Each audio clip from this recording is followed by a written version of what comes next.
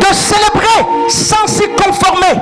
La prédication, la Pâque sous Christ n'est pas l'observation d'une fête, mais le fait de se conformer au sens de cette fête.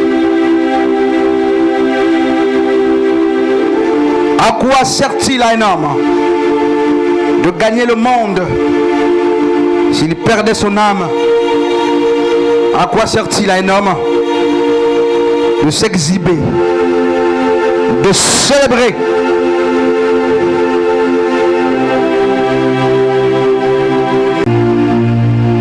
La levure fait lever la prétention, l'orgueil, la richesse de ce monde. C'est le mal. C'est pourquoi faites disparaître le vieux levain, le faux levain des pharisiens et des sadducéens pour vous revêtir de la doctrine, la vérité, la pureté. Au nom de Yeshua. Sans S. Ce qui, n'est-ce pas, à l'œil nu, creuse une forte distance avec notre Pâque chrétienne avec S. Il est question de la Pâque juive qui est, n'est-ce pas, la mémoire du passage de la mer Rouge par les Hébreux. C'est aussi la mémoire de la délivrance de l'oppression égyptienne. La Pâque signifie passage, passer outre. D'autres par extension parlent de la délivrance. La Pâque juive est la mémoire que Dieu a délivré son peuple qui devait être mis sur les deux poteaux de la tente de la maison et sur les linteaux. Pourquoi? Parce que Dieu devait précipiter l'ange de la mort. Parce que l'ange de la mort vient de Dieu. Mais j'ai pas envie de commencer comme ça. C'est des choses que Dieu siffle. Dieu devait précipiter l'ange de la mort pour exterminer, n'est-ce pas, pas seulement les Égyptiens, même son peuple.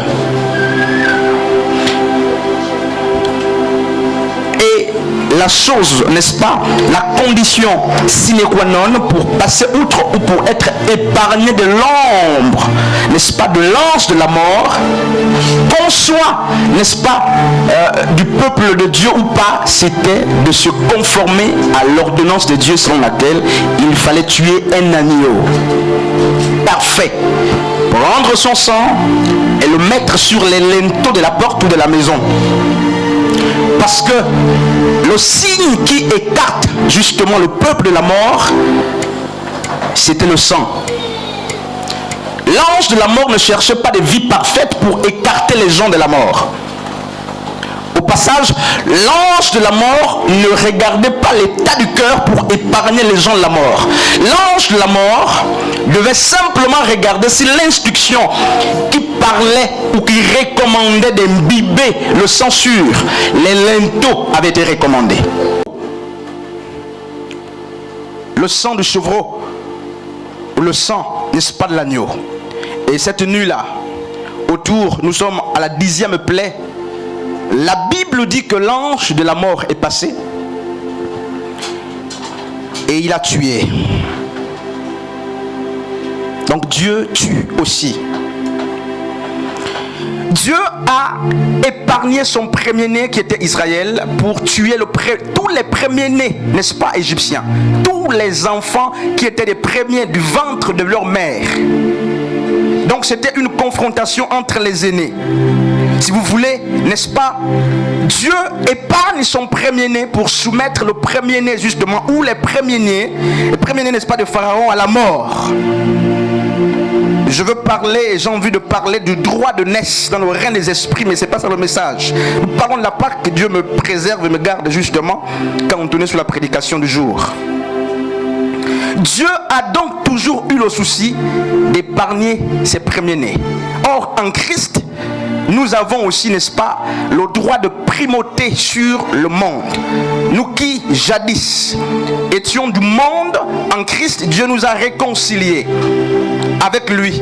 C'est pourquoi, permettez que j'ouvre une parenthèse, l'apôtre Paul dira, le mur de séparation, le mur qui était érigé et qui dressait une séparation entre les non-juifs qu'on appelle les Grecs et les Juifs, ce mur de séparation a été, n'est-ce pas, renversé pour faire de deux un seul peuple, et il n'y a plus en Christ ni femme, ni homme, ni juif, ni grec.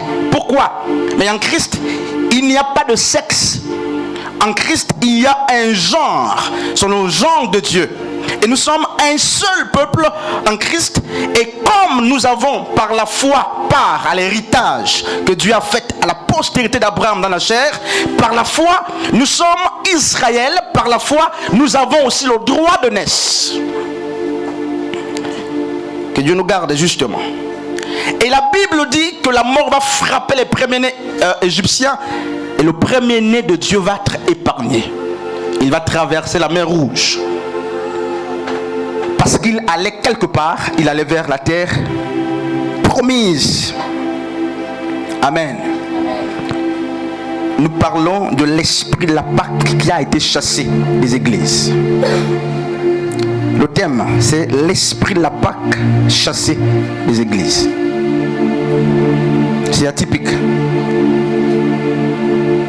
Alors il faut préciser en amont que les contours de la Pâque ne sont pas, n'est-ce pas, le propre de ceux qui sont en Égypte. Parce qu'il n'y avait pas célébration de la Pâque en Égypte. Il n'y a pas célébration de la Pâque au désert. Mais la Pâque a été instituée pour être célébrée, n'est-ce pas, mais sur la terre promise. Une fois, on foule les pieds sur ce qui a été promis. C'est là que la fête devait être célébrée. En première approximation, je suis en train de décourager l'incrédulité de plusieurs religieux qui pensent qu'ils ont le droit en tant que, je ne sais pas, de célébrer la Pâque. La Bible nous apprend que la Pâque a été célébrée par des personnes qui étaient conscientes qu'il y fut un temps où elles étaient en esclavage, qu'il y eut une main invisible qui les a délivrées et qui les a conduits, n'est-ce pas, vers d'autres terres. C'est pourquoi on ne peut observer la Pâque, même en tant que mémoire, que celui qui est conscient qu'il a côtoyé Pharaon. On va parler simplement. Ne peut célébrer la Pâque, et on va voir ce que c'est célébrer la Pâque. Ne peut parler de la Pâque, ne peut observer la Pâque de quelqu'un qui autrefois était en Égypte. Non, je veux dire mieux, ne peut célébrer la Pâque que quelqu'un qui autrefois est passé par la mer Rouge. Je dis encore mieux, ne peut célébrer la Pâque que quelqu'un qui est passé par le désert, qui a vu la main de Dieu depuis l'Égypte, en passant par la mer Rouge, même dans le désert. C'est pourquoi la génération justement de pères, où la génération des incrédules n'a pas pu observer objectivement la Pâque. Pourquoi? Mais parce que Dieu était en train de filtrer. Deutéronome nous fait comprendre que Dieu a fait errer le peuple dans le désert pour leur enseigner, pour tuer leur incrédulité, pour les former. Mais vous verrez avec moi justement que la génération qui est partie de l'Égypte est morte dans le désert, et Dieu a suscité une autre génération, la génération de Caleb et la génération de Josué. Je suis en train de dire que la génération de Moïse ne connaît pas la Pâque. Mais ce n'est pas ça le message. Si tu veux observer la Pâque, il faut que tu sois d'abord conscient que tu étais en Égypte. Il y a des gens qui n'ont même pas conscience de leur vie passée. L'Égypte, littéralement, justement, est une nation. Mais sur le plan métaphorique, ou si on doit parler justement en termes de figure, n'est-ce pas? Mais l'Égypte est toute action, tout oppresseur, toute entité, toute force, toute chose, tout acte, tout mouvement capable de te tenir en esclavage, de te priver de ta liberté. Et c'est pourquoi en parlant de la Pâque, je voudrais que tu commences par identifier l'Égypte qui t'a tenu ou qui te tient captif. Je ne suis pas en train de dire au peuple qu'aujourd'hui c'est la Pâque. Je ne suis pas religieux. Je suis en train de dire au peuple, n'est-ce pas, que ne peut parler, observer la Pâque que celui qui sait qu'il a côtoyé Pharaon. Que celui qui sait qu'il est passé par la mer Rouge, c'est celui qui sait qu'il a vécu dans le désert et qu'il aurait vu la main de Dieu, non pas par procuration, mais qu'il a lui-même réalisé la main de Dieu venir pour le délivrer. C'est lui qui est capable justement de parler de la Pâque. Amen. On va quelque part. Amen. Qu'est-ce que la Pâque enseigne? J'ai vu des pentecôtistes. Dieu me préserve du jugement. J'ai vu des charismatiques. J'ai vu même des catholiques. J'ai vu des protestants. J'ai vu beaucoup d'autres célébrer la Pâque. Certains avec des foulards blancs, d'autres pieds nus, d'autres encore avec des chapelets. Chacun à sa manière. Et à distance, j'étais en train d'observer la caricature de leur fête. Et je me suis rendu compte que non seulement ils n'observent pas la Pâque des Écritures, mais ils étaient en train d'observer la Pâque avec le levain, n'est-ce pas, des pharisiens. On va en parler.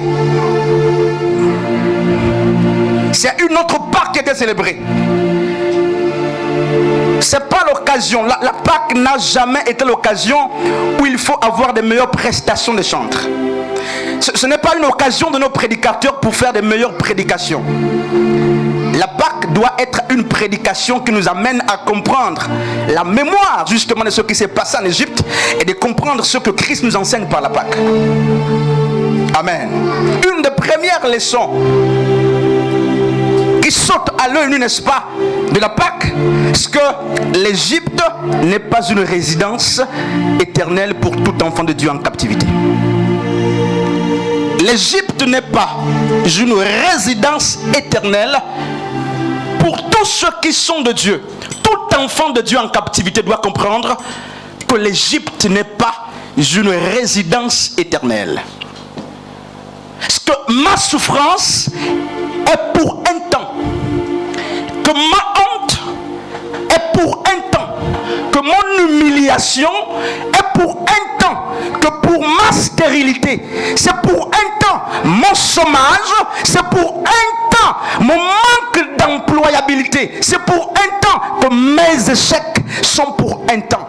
L'Égypte, frère, n'est pas une résidence éternelle, mais c'est une maison de passage.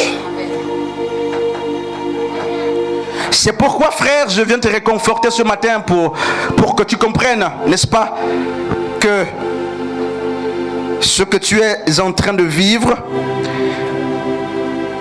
ce que tu es en train de traverser, ne saurait être justement perpétuel.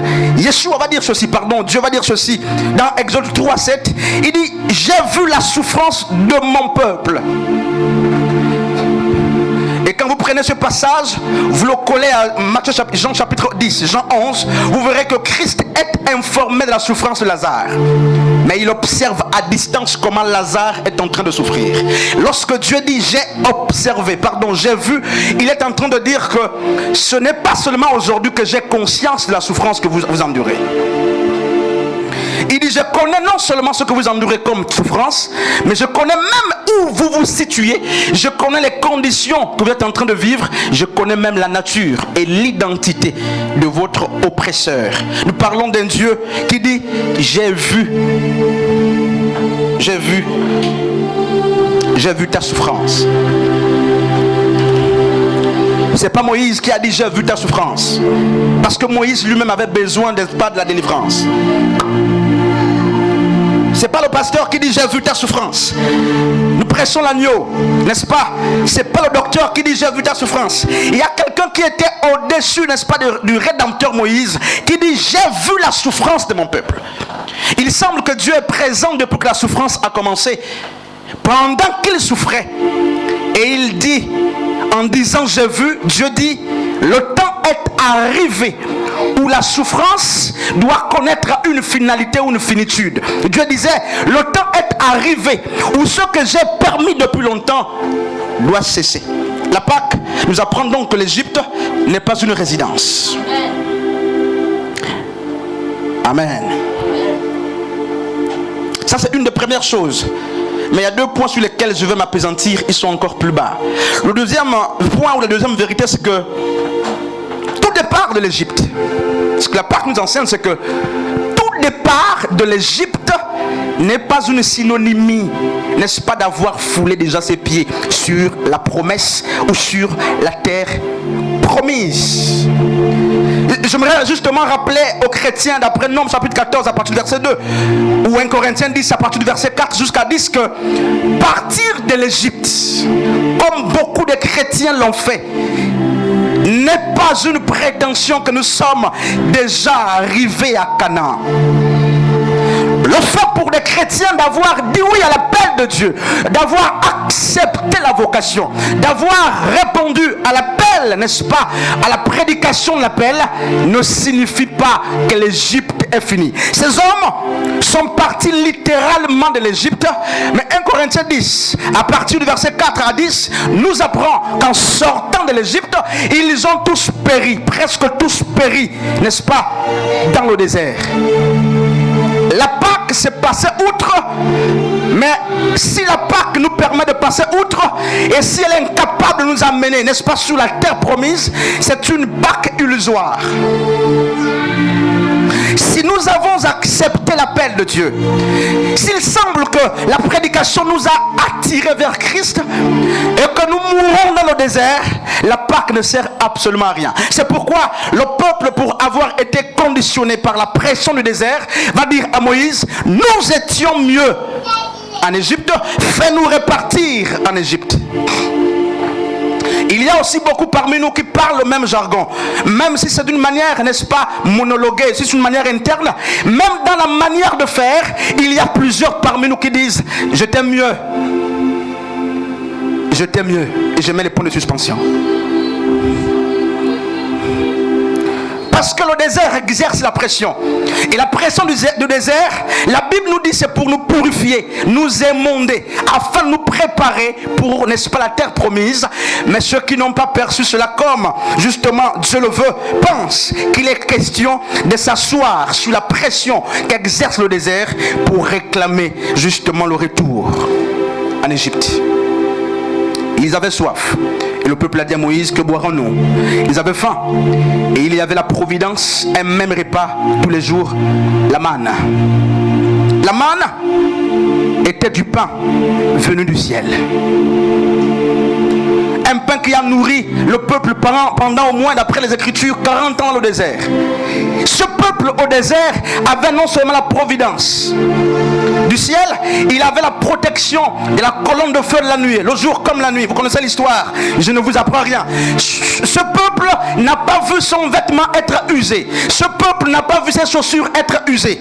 Ce peuple, n'est-ce pas, dépendait totalement de la théocratie de Dieu. Dieu était le roi. C'est pourquoi, frères et sœurs, même si tu as une seule paire de chaussures, je parle d'une manière triviale, je veux dire mieux, même si, n'est-ce pas, tu vis dans le contentement, même si les choses que tu as aujourd'hui sont moindres, même si ton salaire est moindre, lorsque tu dépends de la théocratie de Dieu, même ce petit salaire est capable de t'entraîner toute ta vie, de prendre soin de tes enfants, soin de toi, de ta mère, de ton père, du voisinage et même de toi-même. Pourquoi? Tu n'es pas dépendant de toi-même, tu dépends du Dieu de la providence, tu dépends, n'est-ce pas, de la théocratie de Dieu. Dieu ne vient pas forcément pour changer la manne, il la renouvelle chaque jour. Mais, frères et sœurs, il y a une chose qui se pose, c'est que très souvent nous lassons des mêmes repas. Et le peuple s'est lassé de la providence de Dieu parce que c'était la manne. Il voudrait être en esclavage et bien manger plutôt que d'être en liberté et se nourrir avec la manne. Et je me souviens justement que Dieu me sifflait ça ce matin. C'est aussi comme ce peuple esclave dans des églises, je ne sais où, qui sont capables d'accepter, n'est-ce pas, la beauté des murs de l'Égypte, la beauté triangulaire justement, mais des constructions égyptiennes. Des pyramides de l'Égypte, ils sont capables d'accepter de toujours s'asseoir dans des conditions les plus aisées, même lorsqu'ils sont conscients que l'eau qu'on leur donne est une eau amère, même lorsqu'ils sont conscients que celui qui est avec nous c'est Pharaon, mais ils veulent simplement s'abreuver dans les eaux de l'Égypte. Ils veulent continuer à manger la viande rôtie, même si on reste en esclavage. Est-ce que nous ne sommes pas justement aussi l'image de ces hommes et de ces femmes conscients de la vérité? Merci pasteur Frédéric.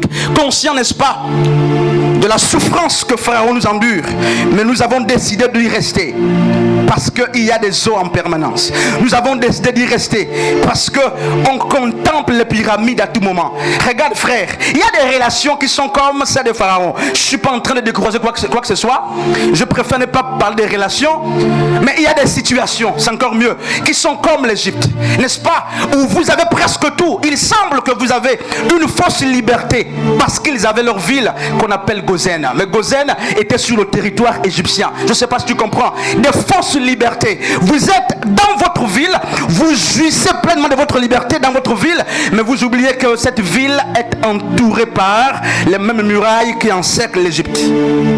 J'avais vu des prisonniers en train de jouer au football en grande prison, en train de construire, mais ils n'étaient pas en liberté. Amen. Amen. Vos pères ont mangé de la manne. Jésus l'a dit dans Jean chapitre 6. Et ils sont morts. Vos pères ont mangé de la manne. Et ils sont morts. Alors que la manne est présentée comme le pain qui vient aussi du ciel. La manne, c'est pour les pères. Mais le pain de vie, n'est-ce pas, c'est pour la nouvelle génération. Nous sommes de la dispensation de ceux qui mangent non pas de la manne, qui est capable de nous faire mourir après la consommation. Mais nous sommes la génération de ceux qui consomment le pain de vie. Amen.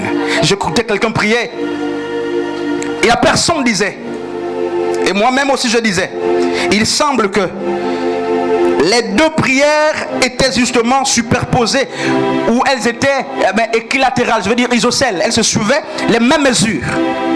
Nous étions en train de prier et nous disions à Dieu, Seigneur, ce matin, nous refusons de nous abreuver dans le puits de Jacob, comme l'ont fait le peuple d'Israël, n'est-ce pas, les enfants de Dieu et même les Samaritains. Et dans Jean 4, la Bible nous parle de la femme samaritaine qui a fait la louange du puits de Jacob alors que c'était un vestige. Je n'ai pas envie de dire vestige du passé, mais c'était un vestige. Il y a des églises qui sont des vestiges. Il y a des relations qui sont des vestiges. Il y a des emplois qui sont des vestiges. Il y a des communions qui sont des vestiges. C'est-à-dire que ces choses ont exercé leur pression hier. Ces choses ont fait leur preuve hier. Mais il n'y a plus de vie dans ces choses aujourd'hui. Il ne reste que le nom. Le puits de Jacob avait simplement gardé le nom, mais la vie n'était plus dedans. Et ce jour, la femme samaritaine vient s'abreuver. Elle va croiser Yeshua au même puits. Et Yeshua lui demandera de l'eau. Elle va refuser. Et Jésus va lui dire ceci. Je n'ai pas ça sous mes yeux. Il dit, si tu savais qui te demandait à boire, c'est toi qui lui demanderais à boire. Il dit, je suis l'eau de vie. Frères et sœurs, je suis l'eau de vie. Quiconque me boit n'aura jamais plus soif. Je ne suis pas en train de nous parler justement de l'eau de nos puits ou des églises qui ont connu le réveil, qui n'ont plus le réveil. Je nous parle justement de Yeshua comme étant la source d'eau intarissable. Dieu se manifeste justement comme étant un Dieu, la providence dans le désert. Mais la Bible dit justement que le peuple incrédule se meurt. Est-ce que tu es sorti aussi du désert? Est-ce que tu es sorti de l'Égypte?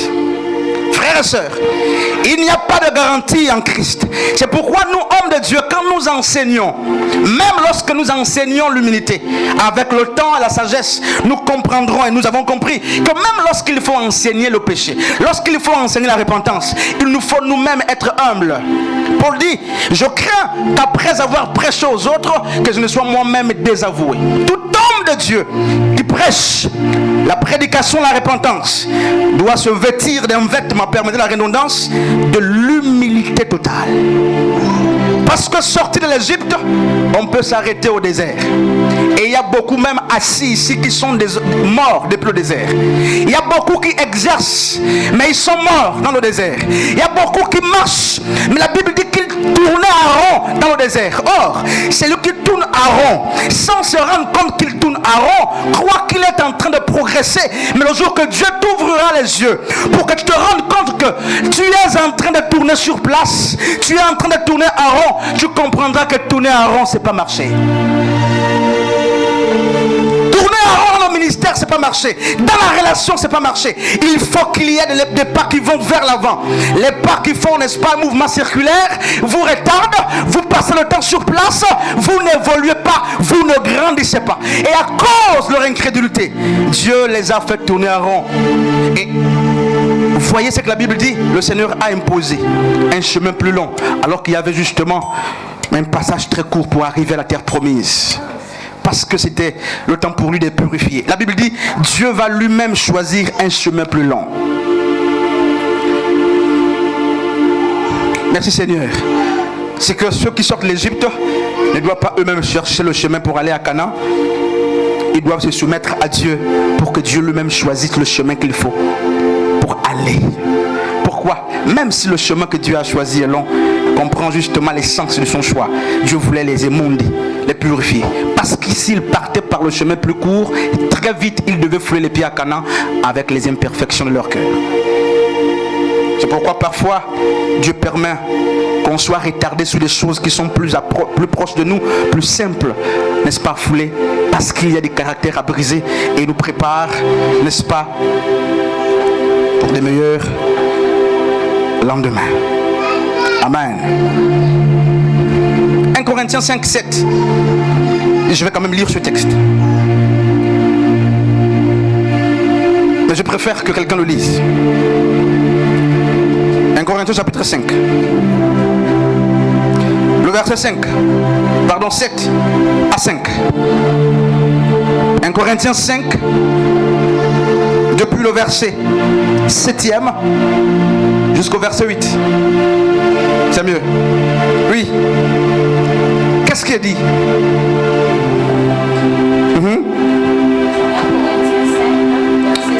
1 Corinthiens 5, 7 à 8. Oui. Faites, Paul l'apôtre dit, faites disparaître le vieux levain, afin que vous soyez une pâte nouvelle. Puisque vous êtes sans levain, car Christ notre Pâque a été immolé. Célébrons donc la fête. Non avec le vieux levain. Non avec un levain de malice. Non avec un levain de malice et de méchanceté. Mais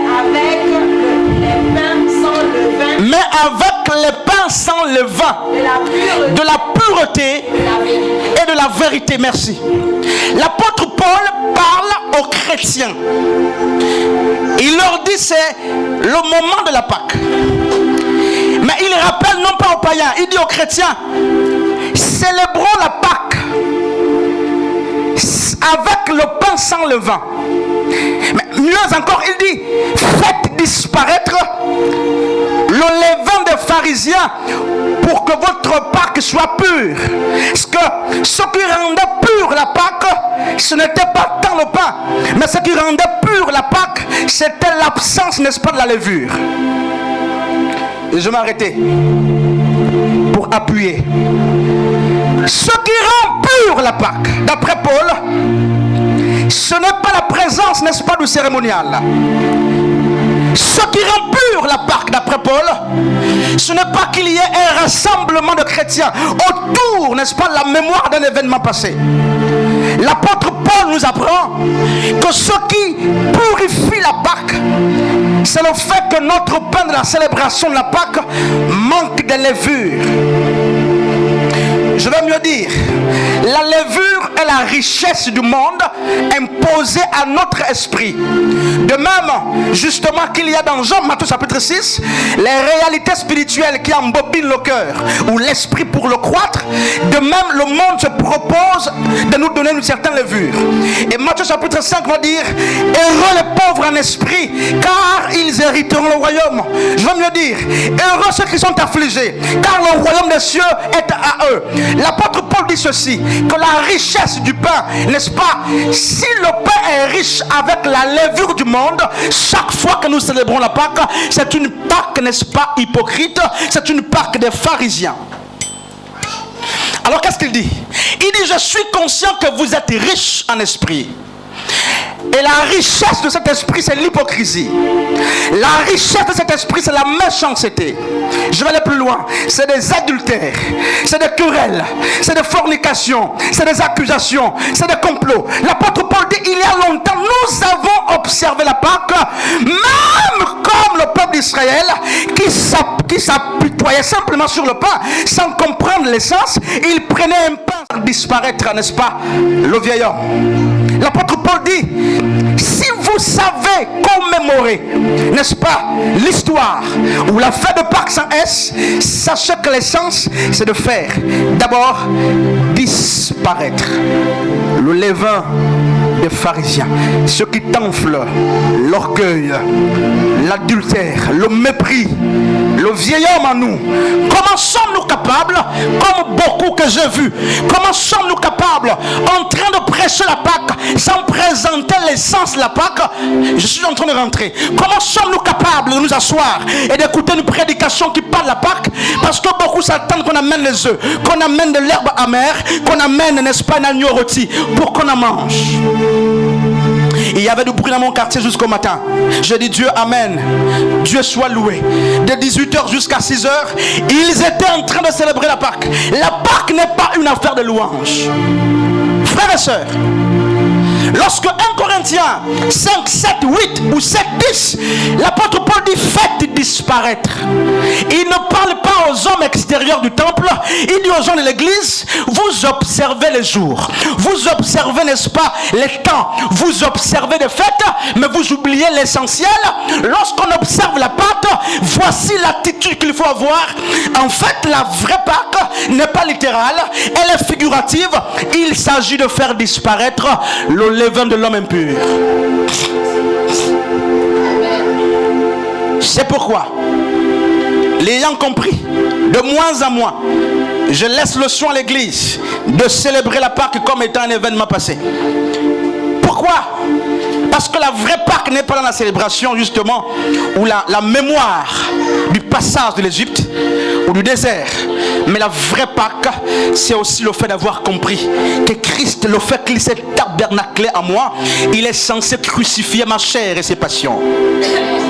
À quoi nous sert-il de célébrer la Pâque comme étant de l'histoire si nous avons oublié l'essence même de la Pâque? Faites donc disparaître le levain des pharisiens. Alors, je vais m'arrêter là. Mais je m'arrête là pour un temps. Je vais nous poser une fausse question. L'apôtre Paul dit: faites disparaître.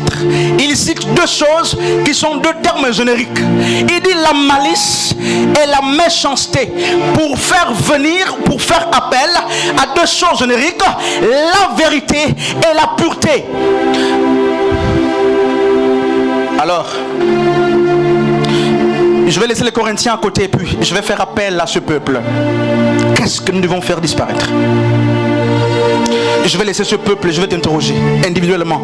Qu'est-ce que tu dois faire disparaître? Amen. La Pâque. La Pâque, c'est autre chose. Frères et sœurs, la Pâque, c'est autre chose. Et il va dire ceci dans le même texte, juste dans 1 Corinthiens chapitre 5. Il dit ceci: si la Pâque hier consistait à prendre un agneau, à le tuer, à prendre son sang et à l'imbiber sur les linteaux en Christ, la Pâque a pris tout son sens. Il n'est plus question justement d'un agneau littéral, mais il est question de l'agneau de Jean chapitre 1er, le verset 29. Le prophète Jean dit: voici l'agneau de Dieu qui ôte le péché du monde. En Égypte, la fête de Pâques consistait à tuer les premiers-nés des Égyptiens. Mais en Christ, il y a le premier-né de Dieu qui a été offert. Alléluia. Frères et sœurs, je ne sais pas si tu comprends. Parce que la prédication, l'épicentre de la prédication justement portant sur la Pâque, c'est la personne de l'agneau. Il nous faut davantage, comme la sœur Gaëla, le modérateur, le disait dans sa prière, observer l'agneau. La Pâque véritable consiste à fixer l'agneau dans de bons comme dans de mauvais jours. La Pâque ne consiste pas à attendre avril selon notre calendrier pour célébrer un événement quelconque, mais la Pâque est au quotidien l'observation de l'agneau.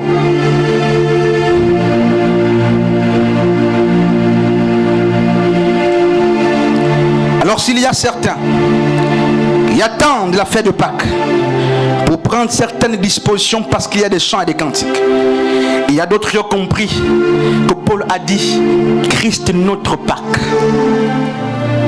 C'est ce qu'il dit dans ma version. Christ notre Pâque. Ailleurs il est dit Christ l'agneau pascal. Christ notre Pâque a été immolé. Mais en fait, Christ est l'agneau de Pâques. J'aimerais voir notre vérité pour finir. Dans le même texte justement, mais je préfère qu'on reparte dans Luc chapitre 22. Parce que quelques heures ou quelques jours avant, n'est-ce pas, d'être crucifié, c'était le jour de Pâques. Et le Seigneur était en train d'inaugurer ou de donner le sens à la Pâque. La Bible dit qu'il prit du pain et du vin. Malheureusement, nous n'en avons pas ici. Nous n'en avons pas ici. On n'en a pas ici. Et il prit du pain et il prit le vin et il le rompit. Frère, je termine quelque part ici. La rupture du pain. Il n'a pas rompu le pain pour le garder pour lui-même. Et j'aimerais que tu écoutes justement les métaphores de ce que je dirais. Il n'a pas pris la coupe pour ensuite essuyer la salive et distribuer aux autres. Je veux que tu restes dans ce qui va être dit. Il n'a pas rompu le pain pour prendre le gros morceau. Non. La Bible dit, ou du moins ma Bible dit qu'il le rompit et le distribua. De sorte que chacun en consomme. Il prit vers le soir une deuxième coupe. Je ne parle pas de la première coupe. Il y a deux coupes. Il y a la coupe, la nouvelle alliance. Il prit la deuxième coupe pendant le souper. Il la distribua sans que chacun prenne le soin d'observer ce qui restait. Est-ce qu'il reste un peu? Est-ce qu'ils ont tout bu? Est-ce qu'ils sont malades? Pour que j'enlève la salive.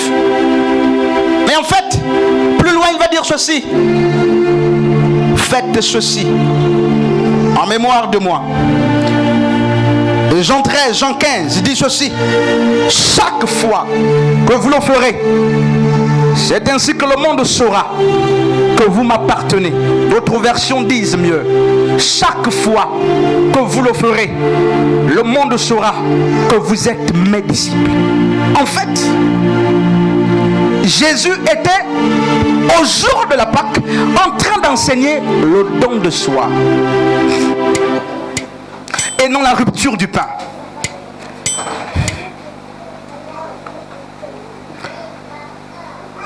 Jésus n'était pas en train d'enseigner le don de ce que nous avons le jour de la Pâque. Il a opéré des signes avant. Mais au jour de la Pâque, il ne veut pas donner des choses extérieures. Il ne veut pas prendre dans ses poches, prendre dans son pouvoir. Yeshua ne veut pas puiser dans sa jubessière du ministère pour donner aux gens. Il a trop donné aux gens. Il a guéri. Il a fait des miracles. Il a multiplié le pain. Mais le soir, pendant que l'heure de la crucifixion, l'agonie s'approche, il se rend compte qu'il n'est plus temps de donner mes avoirs aux gens. Mais il est temps que je me donne moi-même aux gens. Et il prit son corps, son pain. Il prit le pain qui est son image. Il prit justement, mais le vin qui est tout de même l'image de son sang, de sa vie. Deutéronome nous fait comprendre justement, Deutéronome dit, l'âme de l'homme c'est sa vie, la vie de l'homme est dans le sang.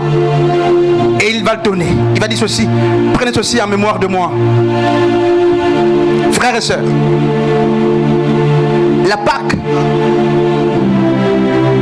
c'est se donner en s'oubliant. La Pâque n'appartient pas aux mathématiciens. La Pâque appartient aux hommes d'affection qui savent donner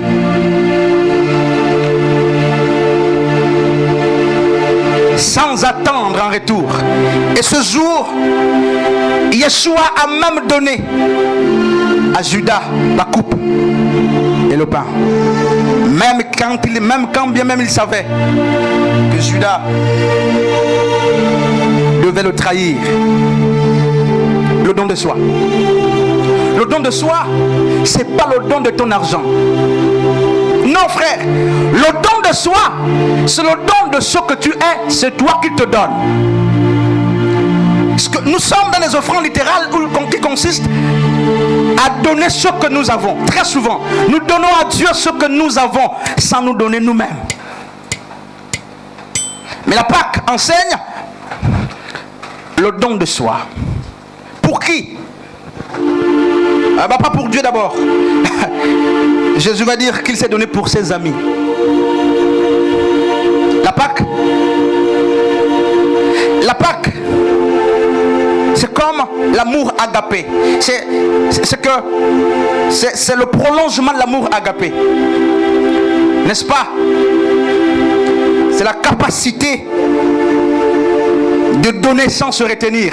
C'est la capacité d'aimer même quand on sait que nous sommes oubliés. Et ce jour-là, Jésus a pris son corps, sa vie qu'il a offert aux autres.